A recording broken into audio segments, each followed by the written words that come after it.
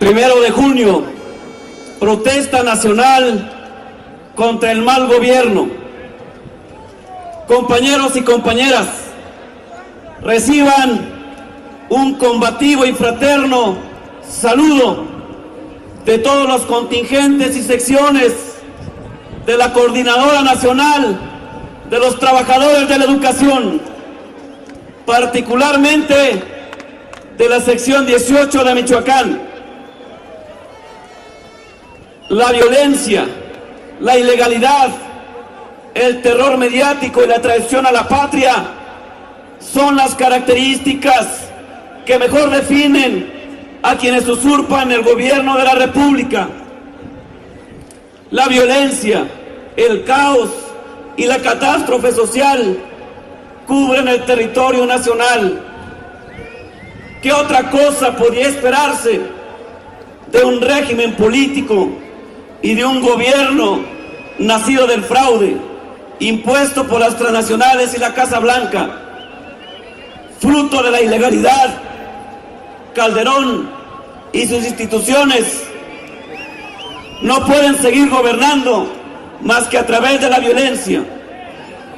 Representantes de un proyecto económico antinacional, antipopular y reaccionario, como lo es el neoliberalismo, no pueden actuar más que como el partido de la guerra, porque son la guerra y la dictadura policíaco-militar contra el pueblo las únicas que garantizan la continuidad de las contrarreformas neoliberales y la anexión de nuestra patria al imperio estadounidense.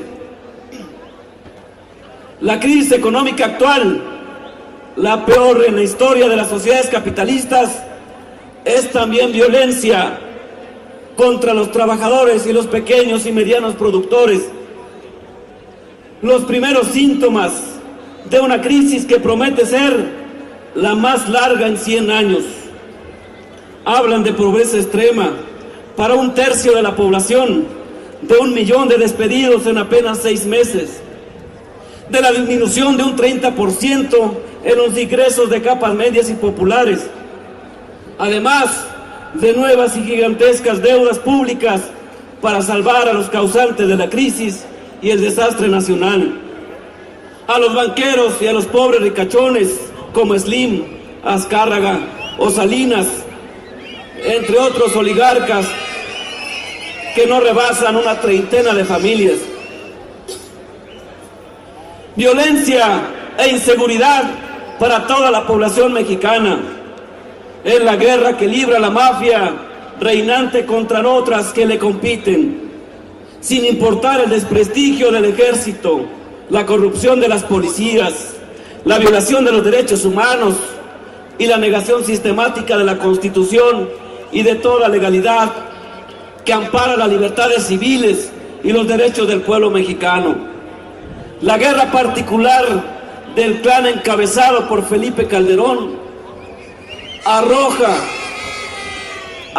ya más de 11,000 víctimas fatales y deja tras de sí una lista milenaria de agravios contra pueblos, barrios y personas que se han visto afectados en sus bienes y personas por el uso terrorista de la policía y el ejército. Violencia en la guerra psicológica desatada de común acuerdo entre el gobierno de Calderón y el Pentágono, a raíz del brote de la influenza porcina que fue manipulado por el gobierno y los poderes mediáticos para sembrar el pánico y la parálisis de la población, que se vio forzada a interrumpir las protestas que alrededor del 1 de mayo se iban a producir en todo el país contra el gobierno de la usurpación y la traición a la patria.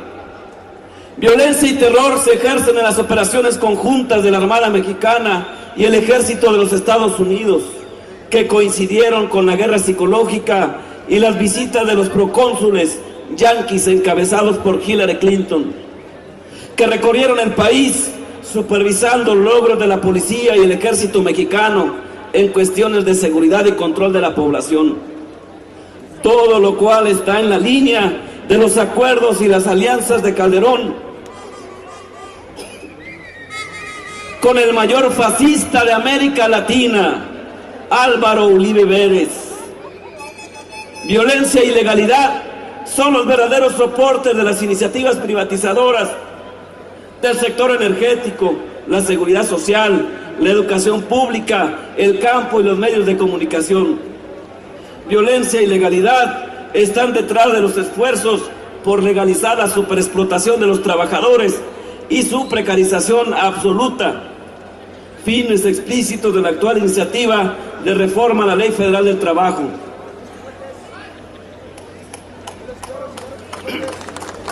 Son la violencia, la ilegalidad, la corrupción y el más feroz de los cinismos el cimiento de la nueva ley del ISSSTE y del acuerdo para la supuesta calidad de la educación. No cabe duda que los iguales se juntan, en este caso Calderón y Gordillo,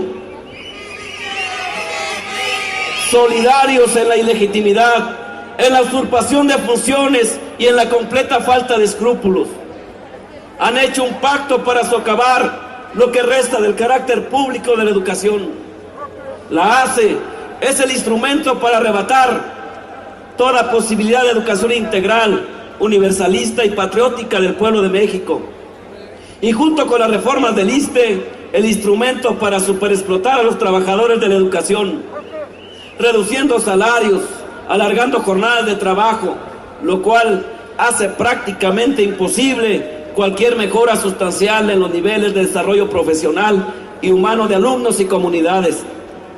La catástrofe social y ambiental, consecuencia de la irracionalidad productiva del capitalismo, no puede ser resuelta por quienes la provocaron. De ellos no podemos esperar más que mayores dosis de violencia. Necesitamos de un programa para enfrentar la crisis económica desde el pueblo.